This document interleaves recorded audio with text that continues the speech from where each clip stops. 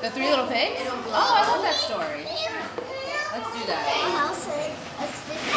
Stick house. What's the last one? The brick house. Okay, so we need to build 3 pigs and 3 different types of houses, I think. I got it. You got it? Okay. Ah, yeah, good job. Sticky stuff.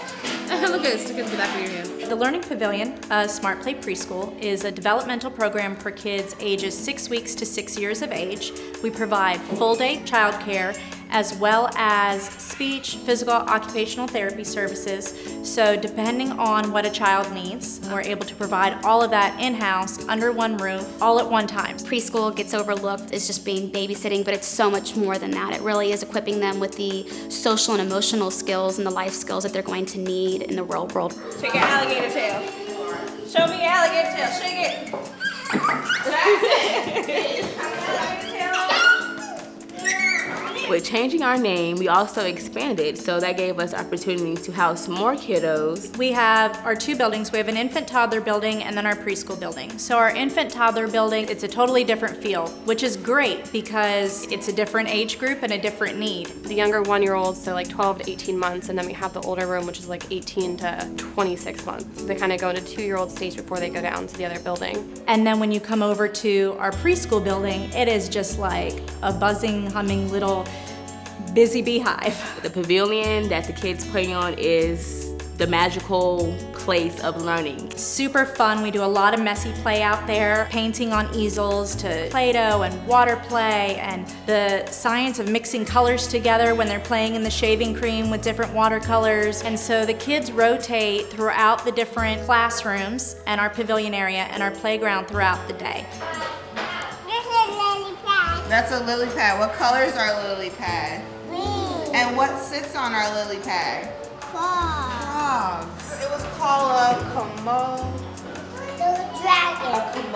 dragon. Each room is different, so you have like a mathematics room, you have a science room, you have a baking room, you have a dramatic play room. So we also have 2 playgrounds now, and that gives also the kids that's at the main building a chance to visit the other playground. Kids that you would typically see difficulty with transition, we have seen by building that in naturally and getting them excited about the next activity they're about to go to, those issues with transitions start to minimize. Some of us learn best through jumping up and down, through music, we love music, and then others like maybe to draw. I think stimulation with our senses are the best way that we learn. And one thing that I always point out is that we are super hands-on, very messy play, and that is smart play. I call messy play.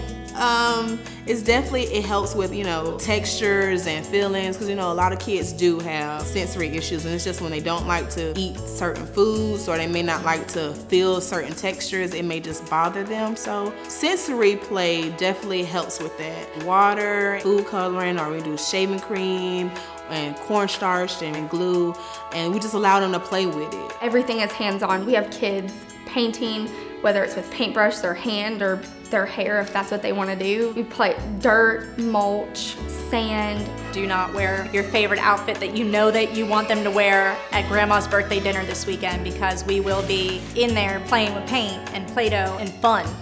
So they will go home messy. And when we're constantly doing things that are fun to them, they're learning while we're doing it, and they're not bored, they're not over it, they don't get tired of it. We have a wide variety of kids, from your typically developing child to possibly your child on the autism spectrum or hearing impaired, low vision, and then we have additional services in place so that they can be integrated in the classroom and it feel like they're just part of the family. We all work together as one team.